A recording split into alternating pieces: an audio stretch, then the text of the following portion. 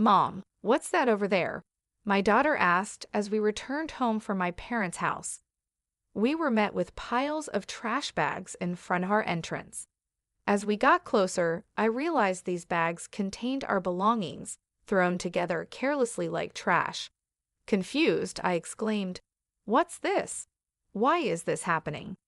My daughter tearfully pulled out her beloved stuffed animal from one of the bags and hugged it tightly. Frustrated, I marched towards the entrance, only to find the locks had been changed while we were out. It was clear my mother-in-law and sister-in-law were behind this. Ringing the doorbell and knocking several times brought no response. "What is this? Isn't it terrible?" I muttered. Upon closer inspection, one of the trash bags had a note that read, "Parasites disappear, never come back." Anger surged within me, and I couldn't help but express my frustration aloud. The real parasites are you. This was the worst treatment I had ever received from my in-laws in 17 years. It was unbearable that they were making my daughter feel this way too. My patience exhausted, boiling with anger, I loaded our belongings into the car, and we returned to my parents' house. "I will never come back to this house again," I declared. "I'm looking forward to seeing what happens to the parasites when their host is gone." My name is Olivia. I am currently 45 years old. I live with my husband, daughter, and my husband's mother and sister. I can't say we live happily. I work from home, but this house is never peaceful. The issue lies with my mother-in-law and sister-in-law, Hannah. They have disliked and ignored me for over 12 years. As my daughter Megan grew up, it bothered me less and less. I mainly work as a personal consultant. I started as a fortune teller, but as my blog became popular, I began getting more questions about attracting customers. This led to my current job. I met my husband Jake through a friend's introduction when I was training to be a fortune teller. I work in sales at a pharmaceutical company and also do affiliate marketing as a side job, which is finally starting to take off. Jake gave me great advice on attracting customers when I struggled with fortune telling. Attracted by his kindness, we started dating and got married a year later. Our income wasn't great at that time, but Jake always supported me. I'm so glad I married Jake. I truly felt this way. Living with my in-laws started about a year after we got married. It began when my father-in-law, who had been healthy, suddenly passed away. My mother-in-law felt insecure about the future and asked my husband to live with us. We agreed to live together in exchange for her taking care of the household chores. At first, my mother-in-law welcomed us and was happy. I hoped we would get along well, but I was wrong. 4 months later, she began completely ignoring me, maybe because she was unhappy that I wasn't helping with the housework. Soon, my sister-in-law Hannah also started ignoring me. I didn't mind being ignored, but my mother-in-law's tendency to involve others was challenging.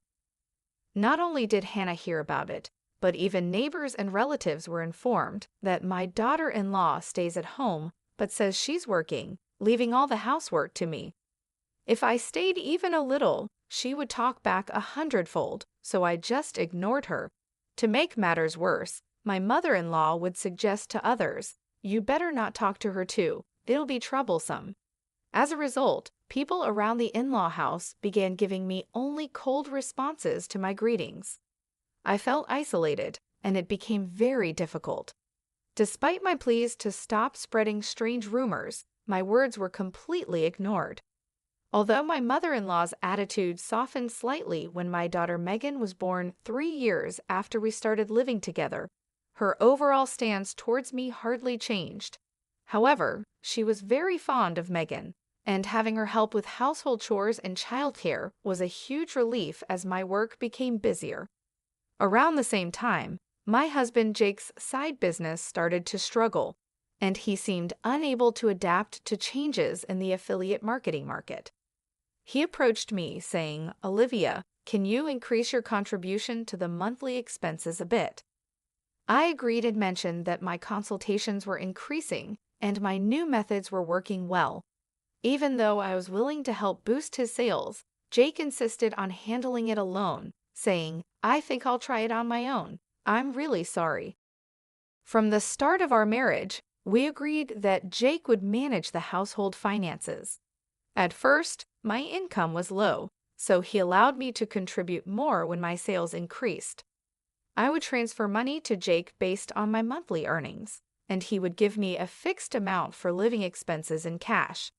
Initially, I could only contribute $300, but now I could transfer up to $3,000, though not every month. I could contribute more if I dipped into savings. I knew Jake was struggling with his side business, but his pride kept him from asking for my help.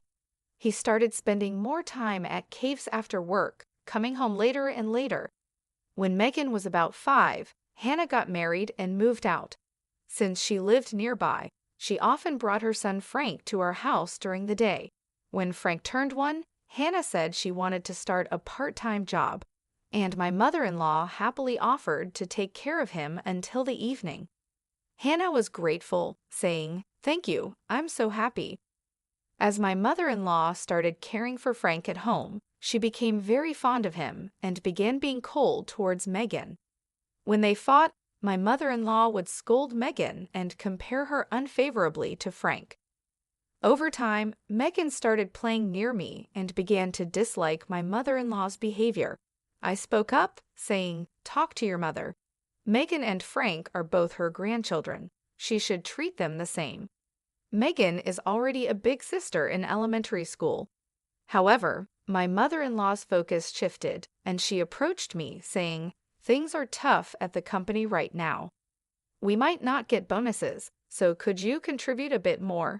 Despite the challenges, my blog's client attraction was successful, and I started receiving more consultations as a consultant, earning far more than I did as a fortune teller. When Jake asked for additional financial support, I responded, "I'm already contributing $4,000 a month. Isn't that enough?" "Yeah, I'm embarrassed to say, but my salary has decreased, and the side business isn't going well." "Don't be secretive," I said. "We are a couple. We should support each other in tough times." "I'm really ashamed. Thank you." Later, the amount I contributed gradually increased, and eventually, I was transferring $5,000 a month to Jake. Still, not wanting to hurt his pride, I let Jake continue to manage the finances. When Megan was in 7th grade, Hannah came back home with Frank. It seems Hannah got divorced due to her infidelity, but I don't know the details.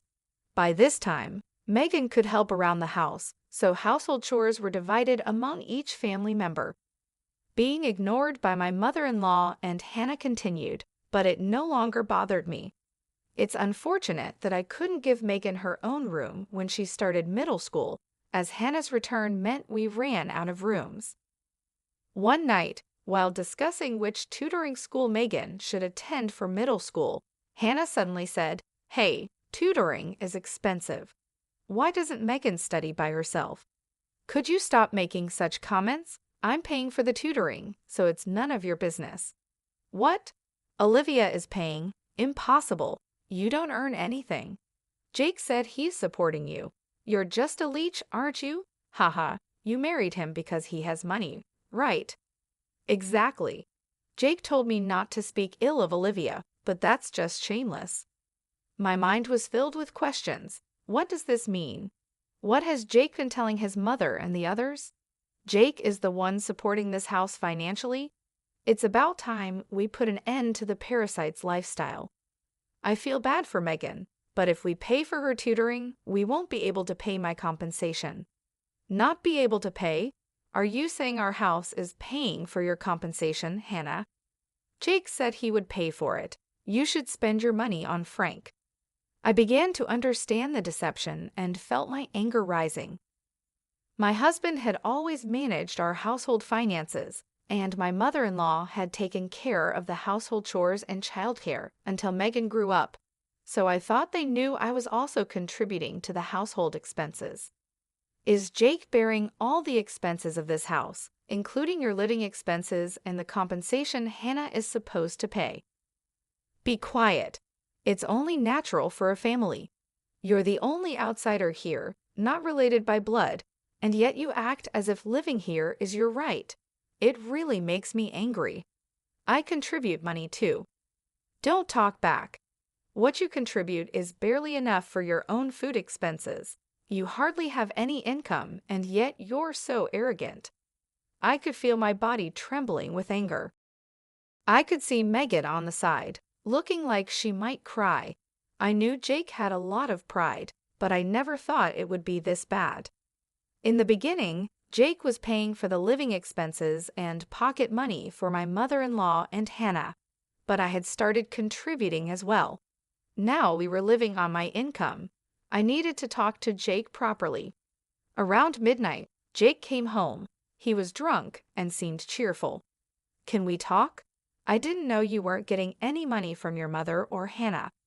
They said you're covering all the expenses of this house. Oh, about that. My bad. It's a matter of pride as a man, you know. When we started living together, I was paying for everything. There wasn't a right moment to say you were also paying, and in front of the family, let me be the eldest son a little, please. Jake, with a light-hearted tone like in a comedy sketch, put his hands together. Oh, that's right. I'm going to Faye this Saturday. I'll be gone for a week. Take care. Faye? Why? I got invited to a pedal in Faye by a friend I'm doing a side business with. I'm going to make it a success, so cheer for me, Olivia. Well, I'm off to sleep. See you tomorrow. My husband laid down on the mat in a cheerful mood and soon started snoring. My anger wouldn't subside, but recently, with Jake coming home late, we hadn't talked much, and I had no idea about this. I thought he was joking while drunk, but on the weekend, Jake really left with a large suitcase. During Jake's absence, I had the freedom to use the car, so I decided to take Megan back to my parents' house. The next day, a shocking event awaited us. Mom, what is that? When Megan and I returned from my parents' house, there were piles of trash bags in front of the entrance. Upon closer inspection, these bags contained mine and Megan's belongings, carelessly packed like real trash. What is this? Why is this happening? I don't understand. Megan, crying, pulled out her beloved stuffed animal from the bag and hugged it. Furious, I headed towards the entrance. Has the lock changed? It seemed that the locks had been changed while we were out. This must be the work of my mother-in-law and sister-in-law Hannah. I rang the doorbell and knocked several times, but no one came out. What is this? Isn't it terrible?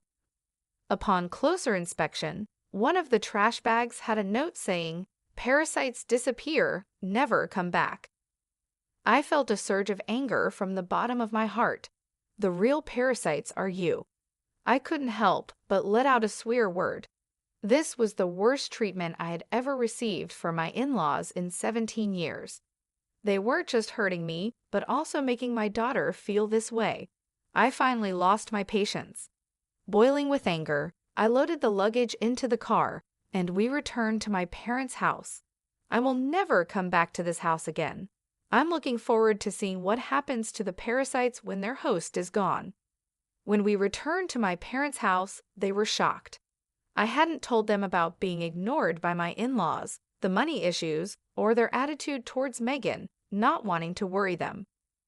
My parents said, "There's no need to go back to that house. You should claim compensation from them."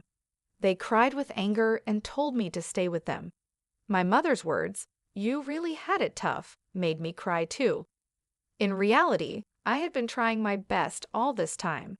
Enough is enough. I finally decided to confront my feelings. While staying at my parents' house, I contacted a friend who had introduced me to Jake.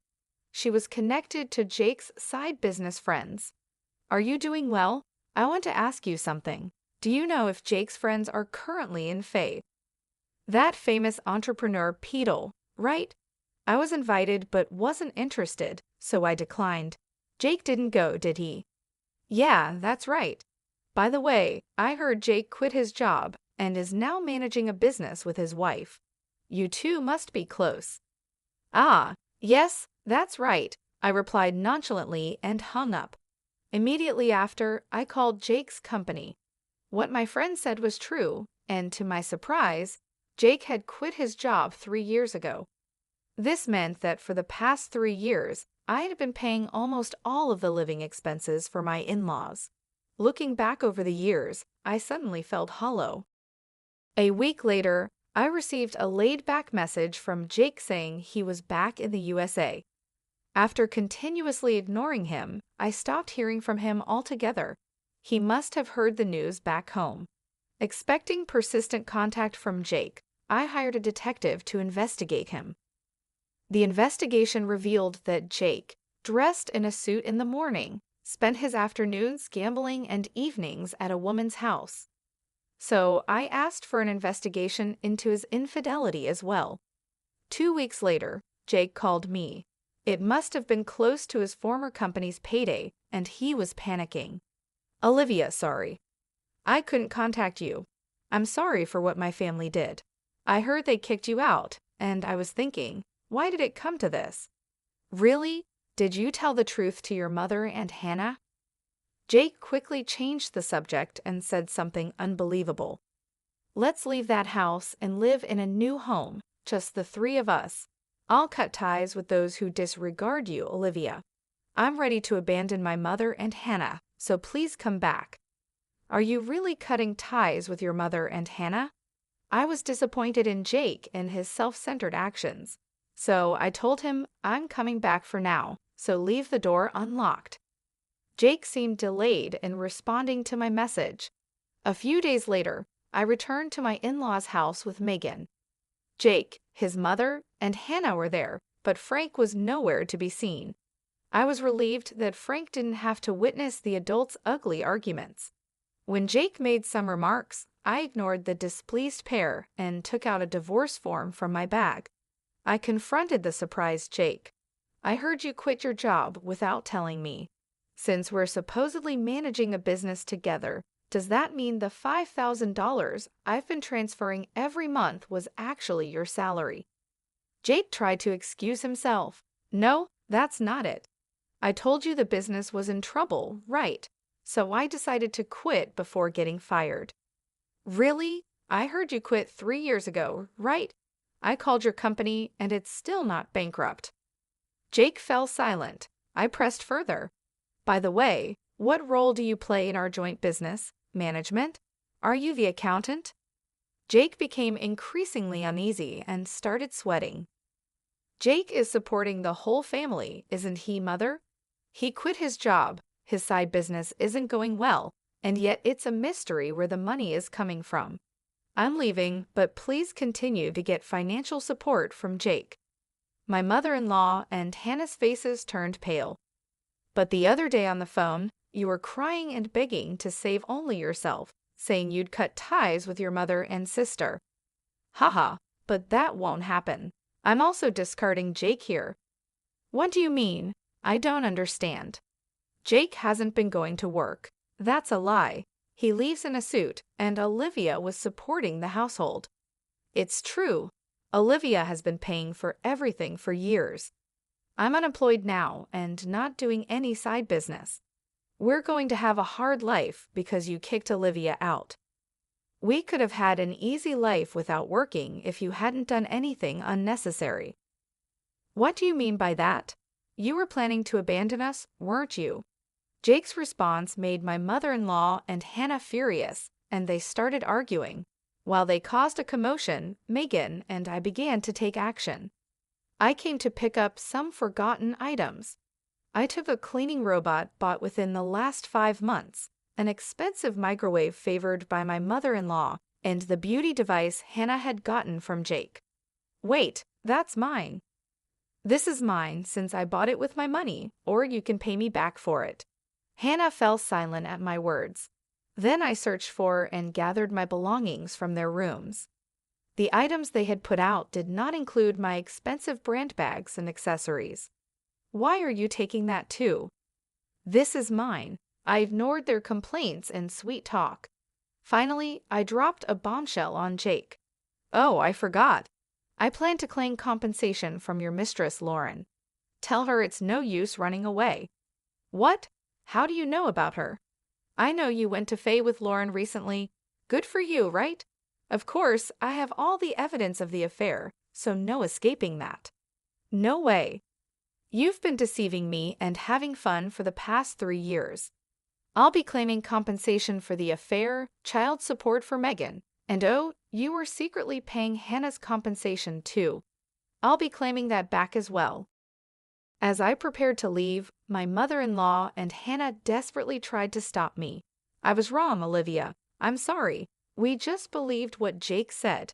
We can't live without you. We'll do anything. Please help us. I can't pay you back for the compensation. I'm sorry too. I apologize for everything. You'll forgive us, right? I couldn't help but laugh at their foolish faces. They finally realized who had been supporting their lifestyle, realizing too late that their non-blood related support was gone. Let's just ignore these people, Mom. Let's go home. Yes, that's right. Jake, you'll be hearing from the lawyer soon.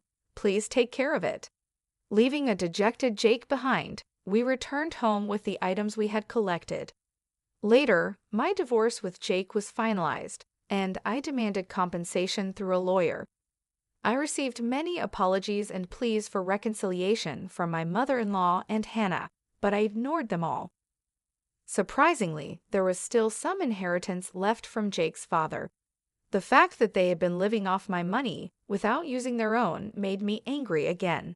However, the inheritance wasn't enough for the compensation, and ultimately, they had to sell the house to make a lump sum payment. Naturally, this included the compensation I had been paying for Hannah. After selling the house, I don't know what became of Jake's family. I hope Jake can take care of his family, but ultimately he will choose his own path. I'd also claimed compensation from Jake's mistress, which led to an unexpected revelation. Through the lawyer, I informed her that Jake was unemployed and I had been supporting the family. Jake had deceived her, claiming he was an entrepreneur with a successful business. They broke up after an argument. Megan and I moved to an apartment, and I was able to give her the room she had longed for. I don't think my 17 years were wasted, but sometimes I wonder if I should have made a decision when I started being ignored. Now I feel happy that my home